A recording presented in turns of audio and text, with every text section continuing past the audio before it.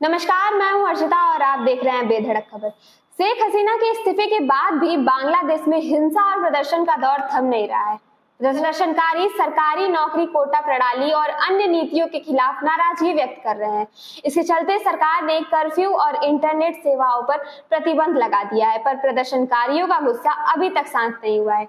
लेकिन सवाल ये उठता है कि जब ये स्टूडेंट प्रोटेस्ट है, इसमें बोला जा रहा है कि स्टूडेंट प्रोटेस्ट कर रहे हैं, तो इसमें आम जनता को क्यों परेशान किया जा रहा है, उनके ऊपर हमले क्यों हो रहे हैं। इस हिंसा में हिंदू और मुस्लिम दोनों समुदायों के लोगों को प्रभावित किया जा रहा है, प्रभावित हो रहे हैं वो, और मुस्लिमों में भी ज्यादातर अहमदिया मुस्लिमों को ही निशाना बनाया जा रहा है। इसको लेके एक इतिहास है जो कि पढ़ना जरूरी है। स्थिति अभी भी तनावपूर्ण बनी हुई है और अल्पसंख्यक समुदायों की सुरक्षा को लेकर चिंताएं बढ़ रही हैं। वहां अब भी हिंदुओं को चुन चुनकर निशाना बनाया जा रहा है। बांग्लादेश के कई शहरों में हिंदुओं के घरों में तोड़फोड़ की गई है, हिंदू मंदिरों को निशाना बनाया जा रहा है, उनकी दुकानों में भी लूटपाट हुई है और प्रसिद्ध लोक संगीतकार राहुल आनंद के घर को तो जला ही दिया गया है। हिंदू काउंसलर की हत्या हो चुकी है। बात यह है कि वहां पे मुस्लिमों को तो निशाना बनाया ही जा रहा है, वो भी खासकर एक खास समुदाय के मुस्लिम जो अहमदिया मुस्लिम है, लेकिन हिंदुओं पर ज्यादातर हिंदुओं के मंदिरों और हिंदू लोगों के ऊपर ही निशाना क्यों बनाया जा रहा है।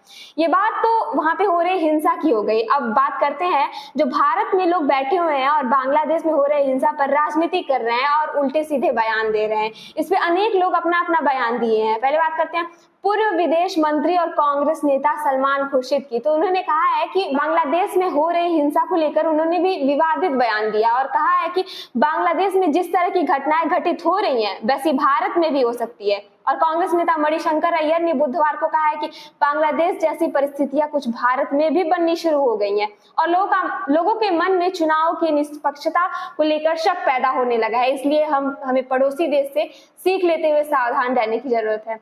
सलमान खुर्शीद का पूरा बयान ये है कि कश्मीर में कुछ लोग को लगता है कि यहाँ पे समानता हो गई है, फिर से यहाँ पे सामान्य जरिए से सब कुछ चल रहा है, लेकिन यहाँ पे सामान्य अभी भी कुछ नहीं है। हम जीत का जश्न मना रहे हैं। हालांकि निश्चित रूप से कुछ लोग का मानना है कि वह जीत गए हैं और उनको 2024 के लोकसभा इलेक्शन में उनको जीत मिल चुकी है, लेकिन शायद अभी भी कुछ किया जाना बाकी है। इसके साथ ही उन्होंने कहा है कि बांग्लादेश में जो हो रहा है वो यहाँ भी हो सकता है, वो भारत में भी हो सकता है। हमारे देश में इसका प्रसार चीजों को उस तरफ फैलाने से रोकता है जिस तरह से बांग्लादेश में फैल रहा है, लेकिन यहाँ पे भी कुछ सही नहीं है। यहाँ पे भी कभी भी बांग्लादेश जैसी परिस्थिति पैदा हो सकती है। हालांकि कांग्रेस नेता के बयान पर भाजपा के नेताओं ने भी कड़ी प्रतिक्रिया दी है और अपनी बातों को जाहिर किया है। भाजपा ने कहा है कि कांग्रेस नेता बांग्लादेश जैसे आइडिया किसे दे रहे हैं। कांग्रेस कहती कुछ और है और करती कुछ और है, जिसके बाद जुबानी जंग की शुरुआत हो चुकी है। भाजपा के राष्ट्रीय महासचिव तरुण चुघ ने कहा कि यह भारतीय लोकतंत्र का मजाक उड़ाने वाला बयान है।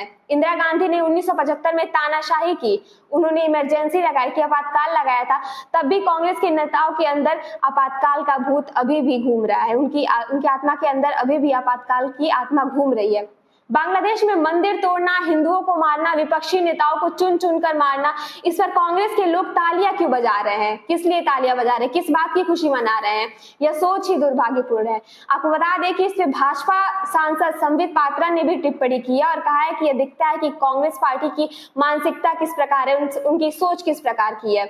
आज मुझे याद होता है कि जब राहुल गांधी संसद में खड़े होकर कहते थे कि इस देश में आग लगेगी, दंगे होंगे, प्रधानमंत्री पर हमला होगा, और जब राहुल गांधी विदेश घूमने जाते हैं चोरी छिपे तो वो किससे मिलते हैं? आज मालूम पड़ रहा है कि आखिर उनकी मंशा क्या थी। ये बहुत गंभीर विषय है जब भारत में चारों तरफ इस तरह की परिस्थितियां देखने को मिल रही हैं। कांग्रेस पार्टी जो देश की मुख्य विपक्ष पार्टी है, वो क्या कहना चाहती है? इस चुनाव में जीत नहीं पा रही है, जिस कारण वो अपनी खींच इस प्रकार की अराजकता फैलाकर निकाल रही है। ये सारे बयान संबित पात्रा ने दिए और जो भी भाजपा के नेता है उन्होंने दिया है। पर ऐसे में सवाल ये उठता है कि क्या भड़काऊ बयान से लोगों में हिंसा नहीं बढ़ेगी? और फिर वहां के जो हालात है और भारत में लोग जो बैठ के राजनीति कर रहे हैं, क्या वहां पे भारतीय जो बांग्लादेश में भारतीय रह रहे हैं उन पे असर नहीं पड़ेगा? इस खबर पर आपकी क्या है राय, हमें कमेंट बॉक्स में जरूर बताएं। बाकी अगर वीडियो आप फेसबुक पे देख रहे हैं तो हमारे चैनल को फॉलो करें और यूट्यूब पे देख रहे हैं तो हमारे चैनल को सब्सक्राइब जरूर करें। धन्यवाद।